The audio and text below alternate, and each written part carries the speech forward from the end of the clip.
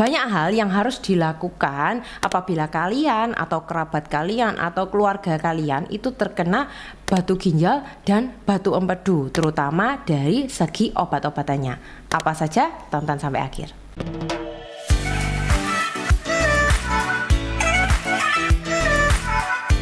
Halo Sobat Sehat, kembali lagi bersama saya Cece Apoteker di Tobat Tanya Obat. Kali ini Cece Apoteker akan bahas seputar batu ginjal dan batu empedu. Ya, jadi kalau misalkan terkena batu ginjal dan batu empedu itu banyak sekali yang harus diperhatikan ya.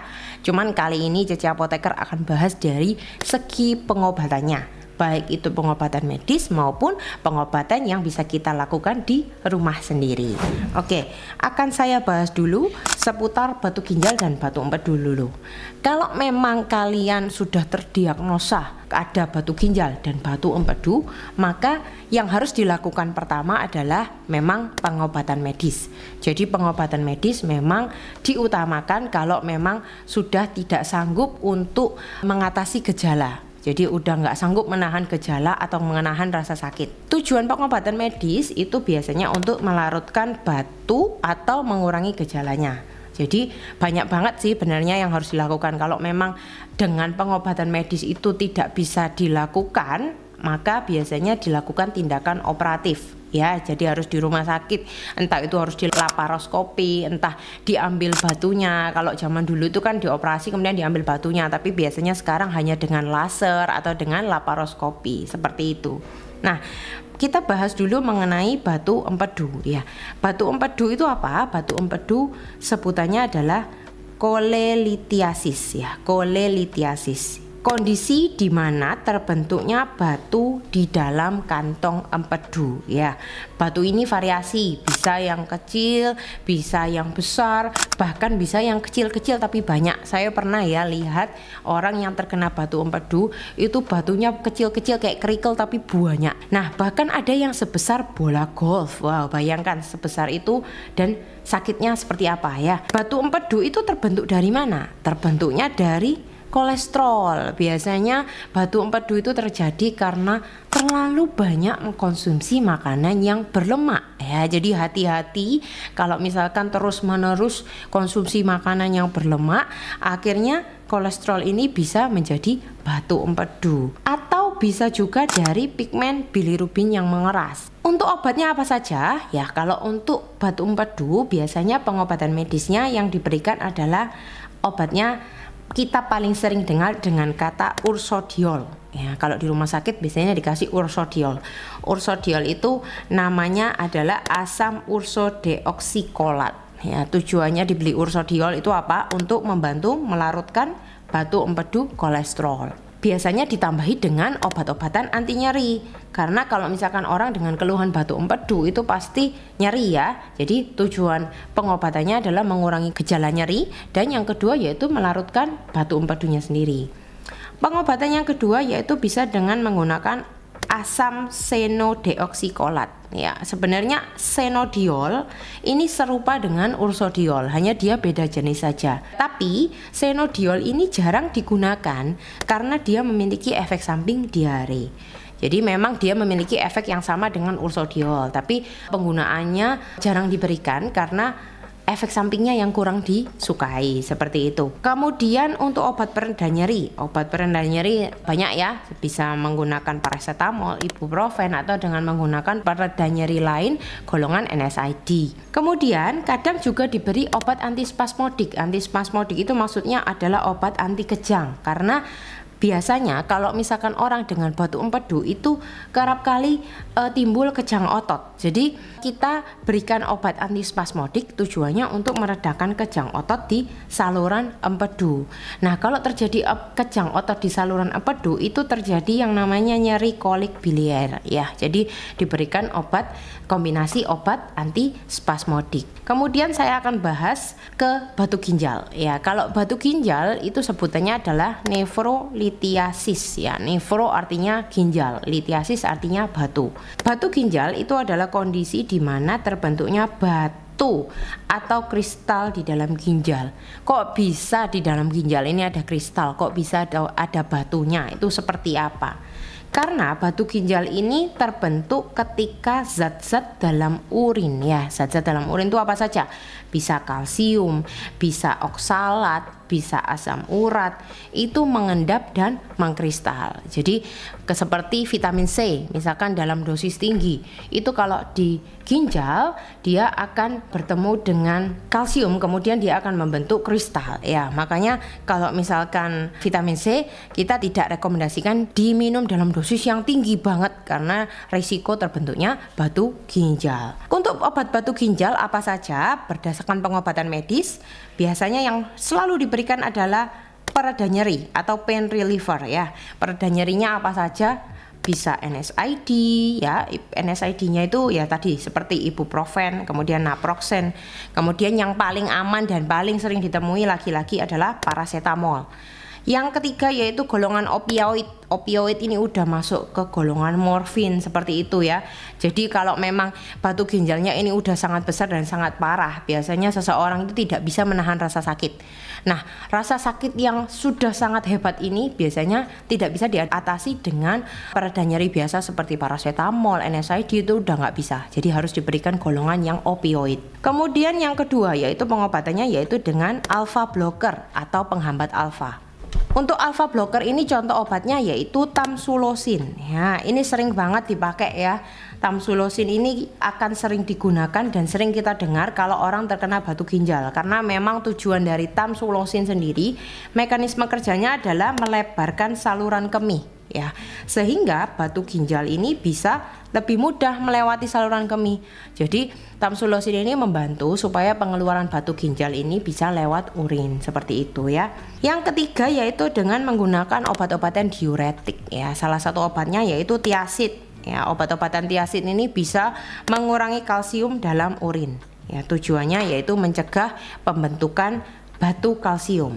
Yang keempat yaitu potasium sitrat ya. Jadi biasanya ini diberikan untuk meluruhkan batu asam urat atau mencegah pembentukan batu kalsium oksalat dengan meningkatkan pH urin ya. Ini diberikan untuk kasus-kasus tertentu ya. Kemudian allopurinol. Allopurinol juga bisa diberikan karena apa? Karena mengurangi kadar asam urat dalam tubuh. Kalau asam urat dalam tubuh itu rendah atau normal, maka mencegah terbentuknya batu asam urat gitu ya. Makanya kita kerap kali kenapa asam urat tinggi itu jangan dibiarkan. Kenapa? Karena kalau asam urat tinggi dibiarkan, lama-lama dia akan mengarah ke ginjal.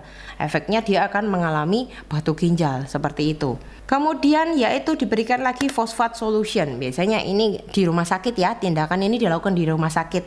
Jadi digunakan untuk membantu mencegah pembentukan kalsium fosfat. Ya, ini juga digunakan untuk kasus tertentu.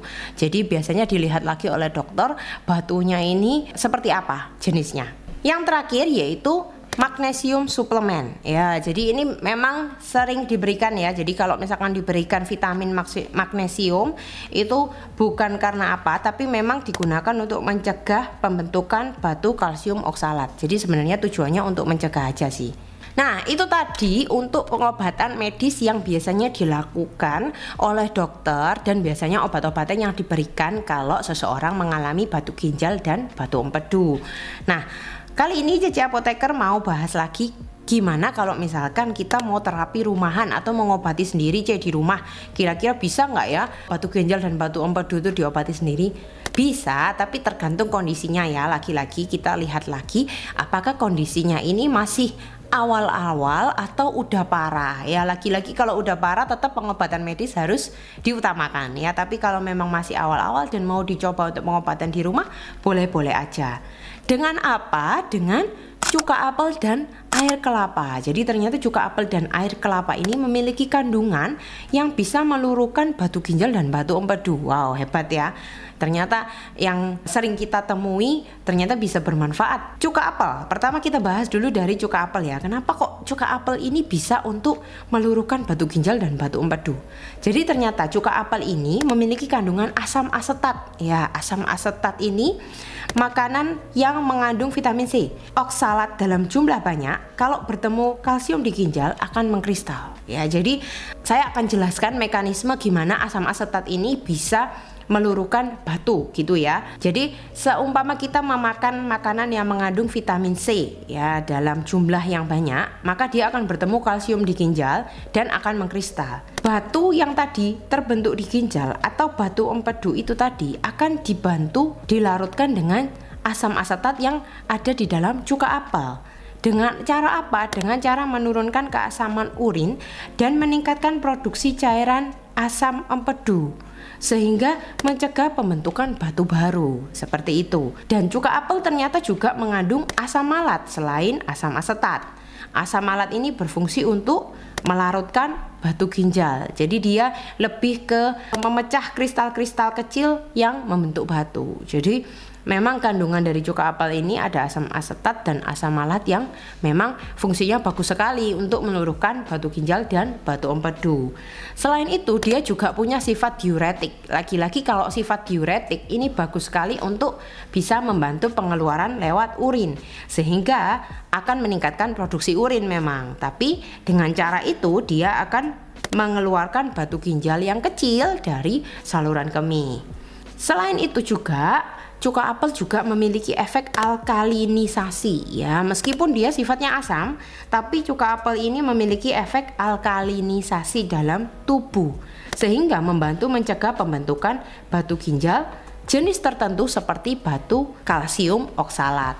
Dan juga cuka apel ini memiliki efek antioksidan dan antiinflamasi ya. Jadi kalau misalkan biasanya ya, kalau misalkan orang terkena batu ginjal dan batu empedu itu pasti kerap kali akan mengalami peradangan. Jadi dia bisa mengurangi peradangan dan bisa untuk kesehatan ginjal serta kantong empedu secara keseluruhan.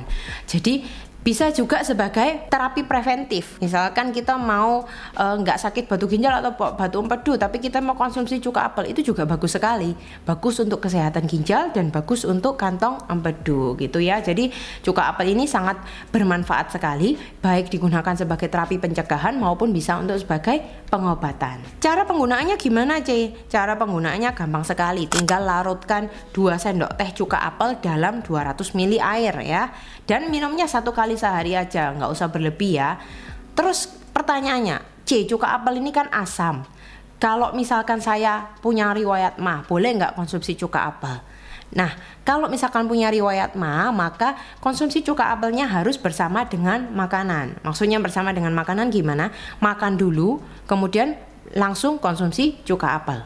Tapi ternyata kalau misalkan setelah makan pun minum cuka apel ternyata lambungnya nggak bisa menerima, maka ada alternatif kedua, yaitu dengan menggunakan air kelapa. Jadi yang kedua, pengobatan yang kita bisa lakukan di rumah untuk mengobati batu ginjal dan batu empedu adalah air kelapa.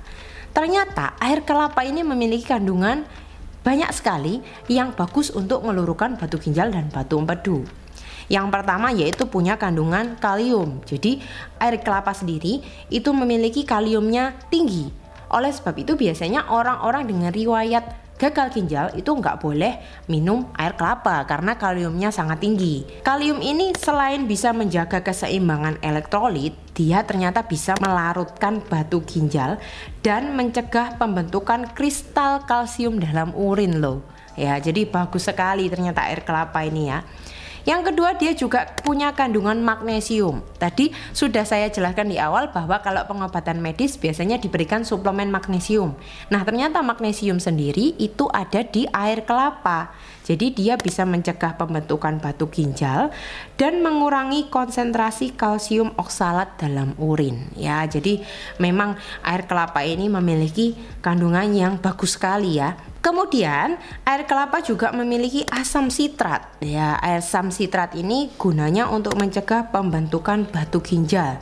Ya, dengan cara apa? Dengan cara mengikat kalsium dalam urin sehingga mencegah terbentuknya batu kalsium oksalat. Seperti itu. Jadi bagus banget ya. Kalau tadi cuka apel ada asam asetat dan asam malat. Kalau air kelapa di dalamnya ada asam sitrat. Dan air kelapa juga memiliki efek diuretik sama dengan cuka apel.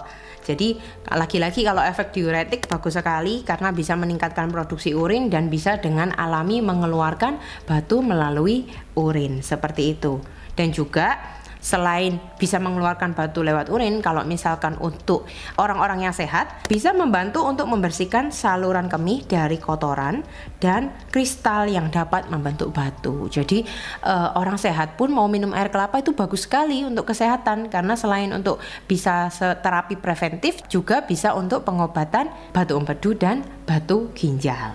Dan dia juga memiliki efek antioksidan. Ya, kalau antioksidan ini udah nggak perlu diragukan lagi bisa sebagai untuk mengurangi peradangan, bisa untuk stres oksidatif. Ya, lagi-lagi tujuannya untuk membantu mencegah pembentukan batu. Untuk orang-orang sehat, minum air kelapa juga bisa bermanfaat untuk hidrasi tubuh ya. Jadi memang air kelapa ini kan kandungan elektrolitnya bagus sekali ya. Ada natrium, kalium, magnesium, kalsium. Jadi memang bagus sekali untuk menjaga keseimbangan elektrolit tubuh. Dan kalau misalkan hidrasi dalam tubuh kita ini baik, maka menjaga aliran urin kita juga baik. Akhirnya kalau aliran urin ini baik, keseimbangan elektrolit baik, cairan tubuh ini baik, yang terjadi apa? Mencegah terjadinya pembentukan batu ginjal, seperti itu ya.